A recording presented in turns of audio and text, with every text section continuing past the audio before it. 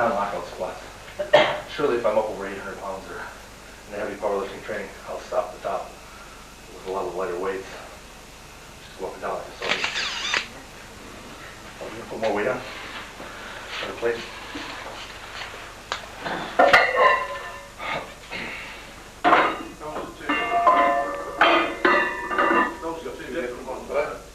They're all blue, they all look the same. 44. Yeah. There's a 44 on the floor there. Would be a chance to put that fan on again, wouldn't it? Yeah, yeah. Question or two about anything? Bench press is everybody's favorite. It came around real quick for me in just a year and a half. Right at 2 years, I was bench pressing 600 pounds. My best was 600 for 5 reps. I don't think I'll be able to get that tonight.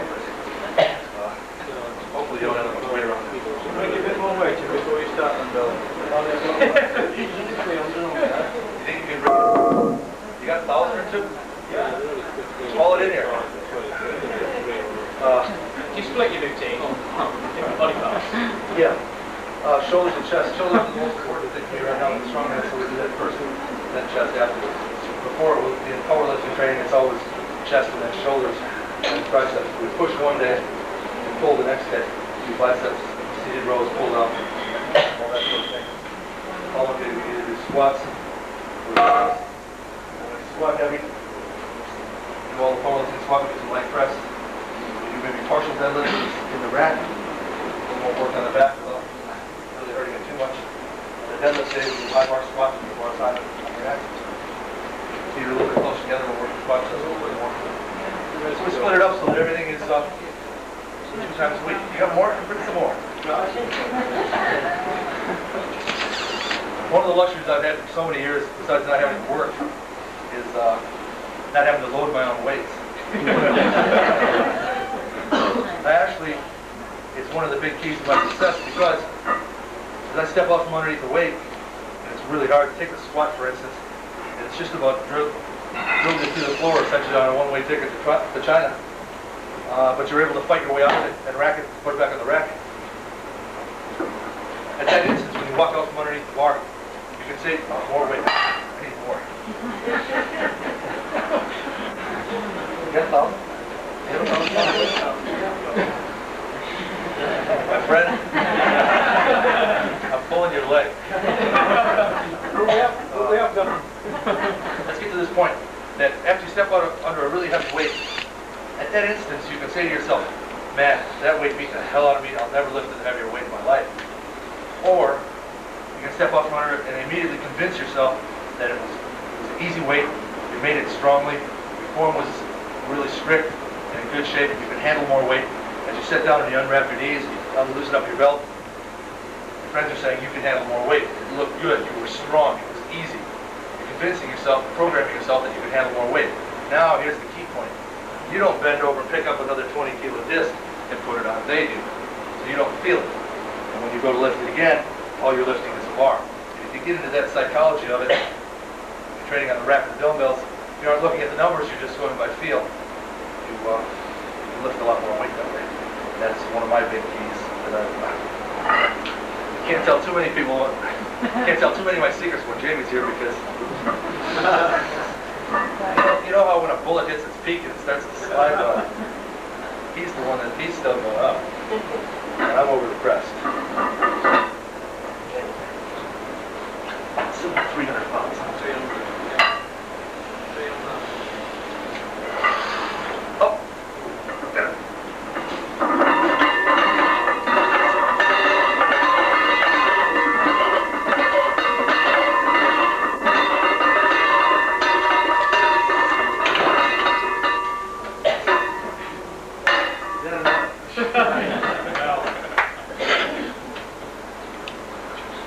Let's pretend we can do another play. That was easy.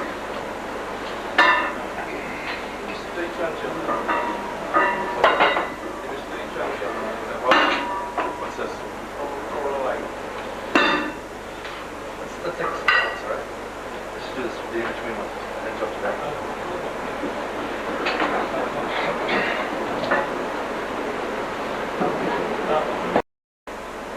How do I train my deadlift? Back when I was sitting off the floor, I do it once a week, really heavy. As of late, the events that we're doing right below the knees at about 18 inches. So that's what we work from. Just recently, I want to beat Jamie in just about every workout. I hear what he does, so he's pulling 850 from right around the knee for 5, so that's what I did my last workout. And pulled 750 from 18 inches for 5. So that's the kind of strength level we're at. In the competition, when we're lifting the deadlift, we probably will get right up to 900. Guys will be dropping fast there. The winning weight will probably be around 950 or something like that.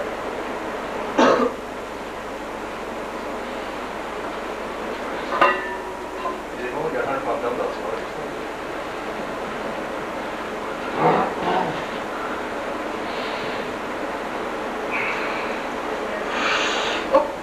got it.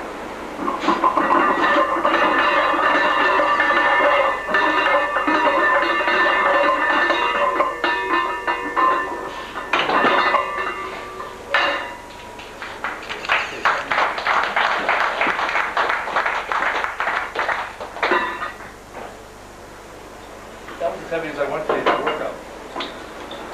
So, I'll go just a little more. That's about right now. You did, you wouldn't have any chalk, would you? I noticed the belt off the bench. You're not supposed to have a bench. I usually use it a lot, but I kind of forgot it for the first couple sets. Actually, I didn't feel I needed it. There's a lot of chalk on the floor.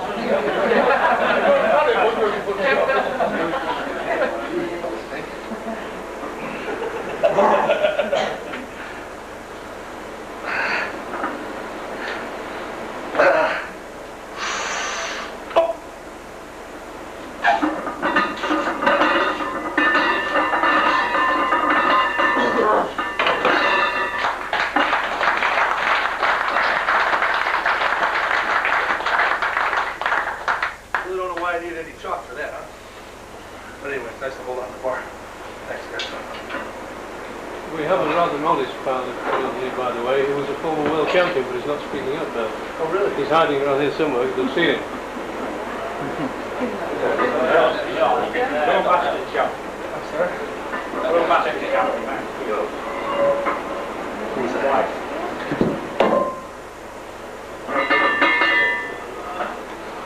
He doesn't want to listen to me. He's shy. You know, everybody else thought bodybuilders and powerlifters didn't get along, but sometimes powerlifters and powerlifters don't get along. I'll stop there.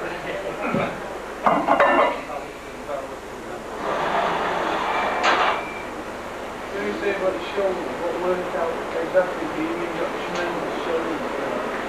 As I said, in 5th grade, I was able to press that 100 pounds. 7th grade, I could do it 10 times. 12th, I could do deltoids. It's genetics, as we say. What's it all attributed to? Genetics or your mental approach? A little bit of both of myself. The deltoids, we do front raises, thumbs up with the dumbbells, and the side raises just to warm up. Then we go on into dumbbell press, kind of strict machine press, free weight press, as much pressing as you can do. Everybody says, how do I get stronger in the bench press? It's simple. Do more bench presses. A little more. Dave was real interested in the bench press. Does that answer your question pretty good? Just a lot of shoulder work. Cable, side pulling for the cable. As soon as your triceps are really tired from pushing, they don't work anymore. 2 more raises. Deltoid is one muscle group that works so hard. You can kill it. You can burn it. It's got to just ache. And if it does, it'll grow. But if you wait 2 minutes between sets, and you go get a drink, and you talk a little bit, your deltoids will never get any bigger.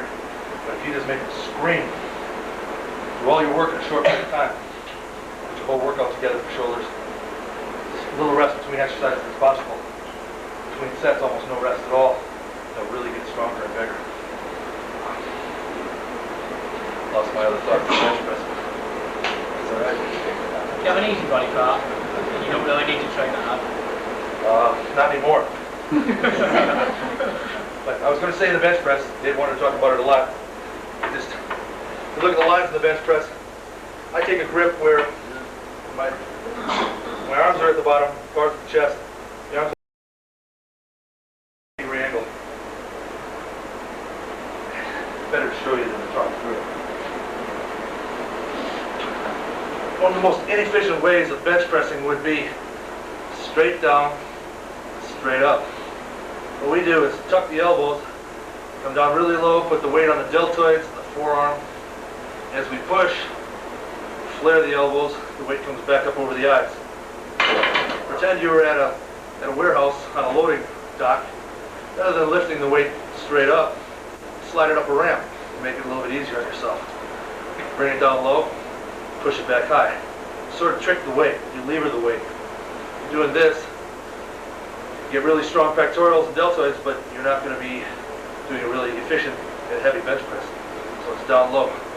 Okay, another simple trick here now, if you want to get really strong in each of the different phases of bench press, especially off the chest, move the grip in about one finger. You emphasize keeping your elbows in really close, you just pop right here. Works lower back and inner tricep, and you get real strong in that position. Here's your regular grip. Arms at a 90 degree at the bottom. Now you go one finger wider. You're having a hard time. You push the bar up and you get right here and you're just stuck. Well, that's because there's a deficiency at the upper part of the pectoral.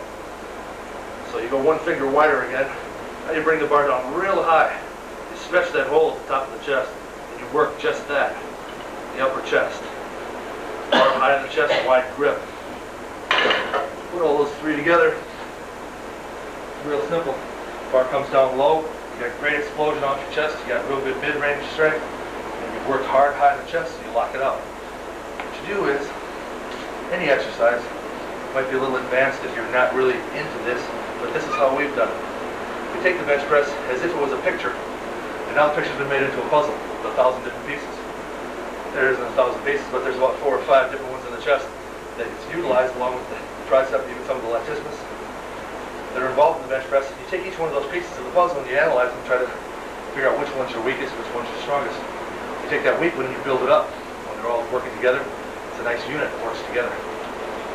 Take some of those pieces out, you work on them, put it back in the puzzle, you try them again, you change your form, you change your grip, hit it in all different angles. If you want to bench press more, you do more bench presses. But if you don't really get into it, and you only do 2 or 3 sets of 10 at the same weight every week, that's all you're ever going to do. If you really get to the point where you want to do more, you just do more and try to figure it out as you're doing it. Do you do any real close grip? No. The bench press, when we're the regular grip, close grip to me is one finger. It's not thumb to thumb, or anywhere near there. Yeah. So what we're always trying to think is that incline bench presses aren't going to help the bench press. And a wide grip is not collar to collar. So what we're working with is something that's real close to your regular grip. But I know what you're saying for triceps. You might try prone, straight bar, tricep presses, or narrow grip bench presses. But we found a few other exercises that work a lot better. Dave, do you have a decline bench? No, I mean, don't get it. You have a decline bench. Okay. You can see what's happening, like if you're trying to build one of the pieces of the puzzle, the tricep, rather than going narrow grip, you're still using a lot of chest and a lot of deltoid. You can't get away from it. But now, if you go decline, body's decline, you're pushing like this. See what happens now. Triceps maximally stretched. Flex, there's constant tension on the triceps. You can go really heavy. On a tricep press down, you can't go very heavy because you're limited by your trunk strength. And the cable's always cutting into you and stuff like that. So we get on a decline and maximally overload the triceps, get it really strong, so that, because that's one of the big movers in the tricep, in the bench press is the tricep. Another exercise we use is a bent bar, easy bar on the prone. Rather than doing a nose breaker, where by the time you get enough weight in your hand, you work your tricep. Somebody broke their nose again.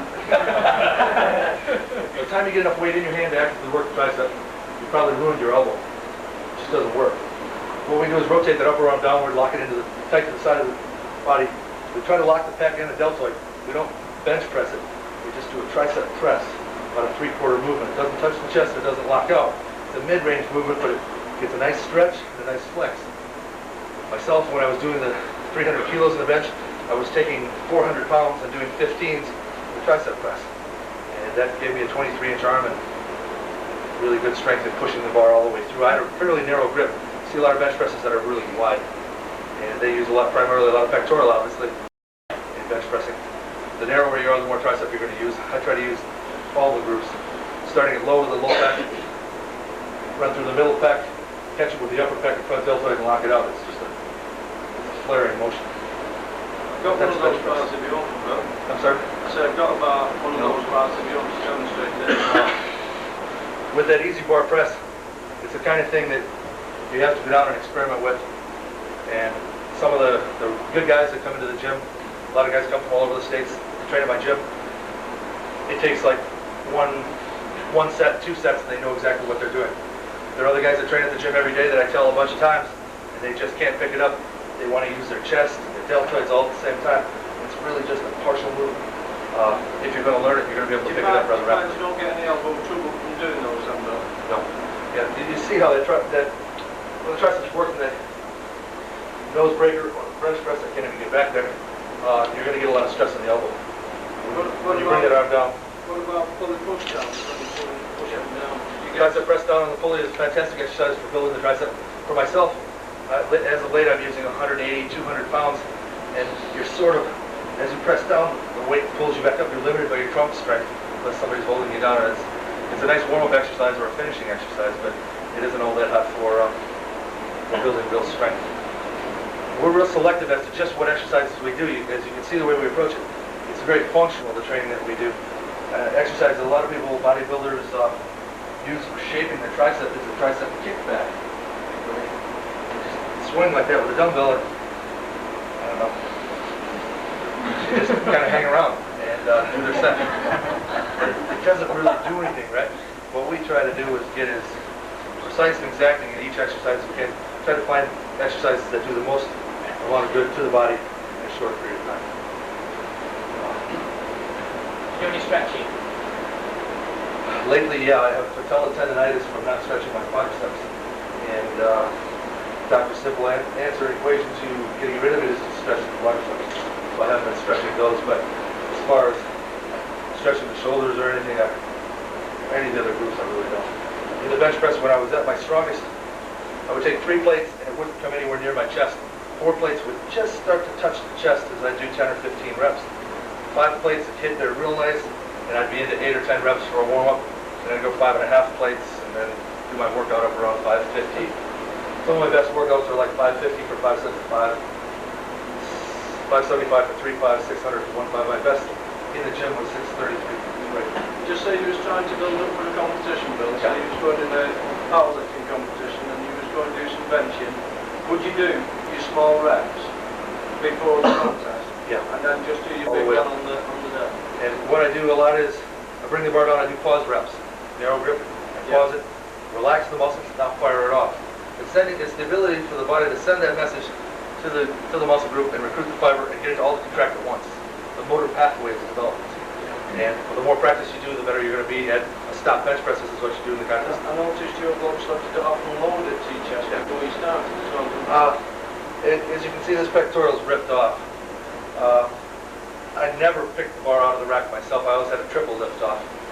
And when I was bench pressing really heavy, I thought of having a hydraulic spring that I never felt the weight. It was at arm's length. And that spring was being compressed and the hydraulic was easing it down and it was ready to go and then right up. That's how it always worked. But that was the game I played in order to do as much as I did. I believe I still hold the world record for bench press in the IPF.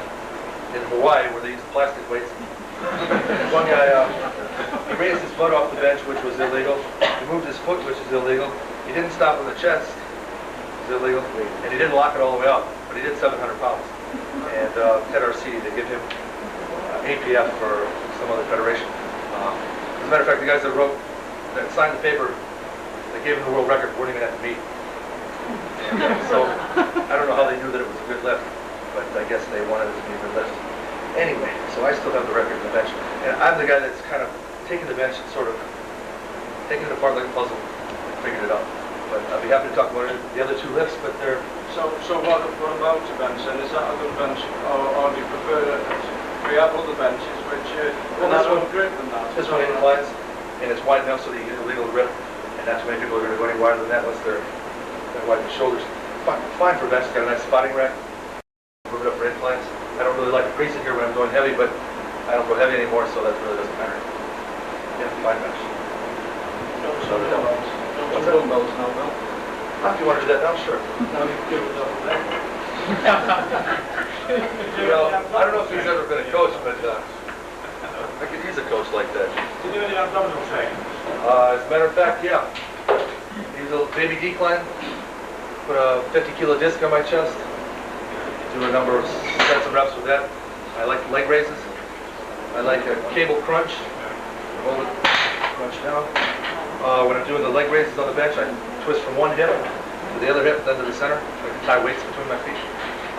When I was doing wrestling in '86, I had to be rather vain and had ripples on my abdominals, because I was before hundreds or thousands of people all the time. So I did about a 40-set abdominal routine every day, other than my regular training, and it worked really well. One thing I can tell you all about abdominals that's really interesting, and it's kind of revolutionary.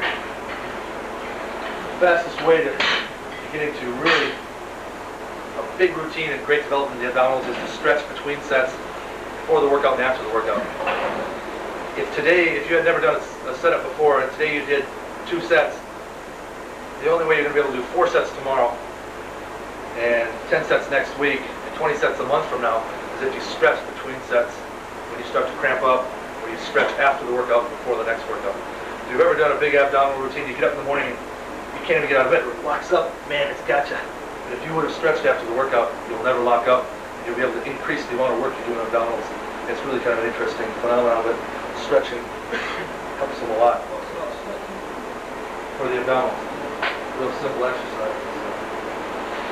On your stomach, on your elbows, looking up.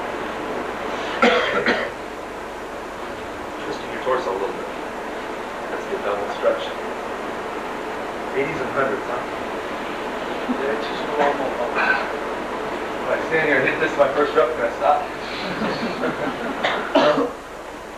How we doing for time? Jamie's been to about 5 of these, and Chris has been to about 15. He says I get long-winded sometimes. But stop me if I start babbling.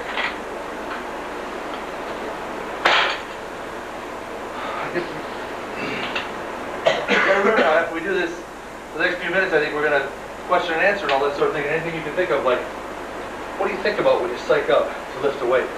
That's a good question. There's about another 20 questions, but you haven't asked them yet. So.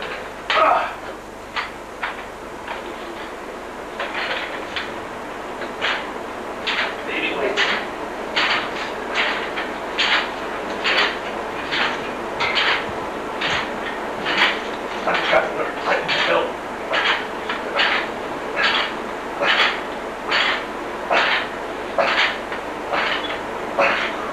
Is that Jamie? 20, please.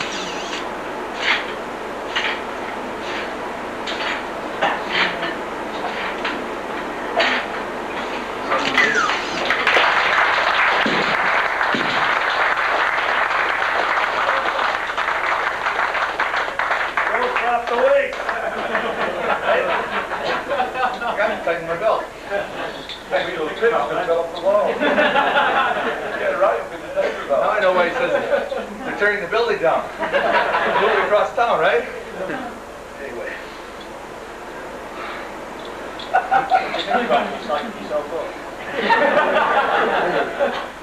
It really doesn't take it for those, but when I did the 155s, I was really blasted. Worked up the rack from 110, 20, 30, 40. I was going to stop at the 30s. I did 20 reps for the 130s. Then I went 140 for 10, 155 for 10, 165 for 5. It was kind of a PR workout. On that day, I was really hell-bent to compete in the big strongman show and tried to set a world record in the dumbbell press, so it was easy to psych up. Today, getting back to 140s, I jumped 80, 100, 120, 140, and Jamie had jumped 80, 100. He stopped at 110 and then 120. I figured, well, he's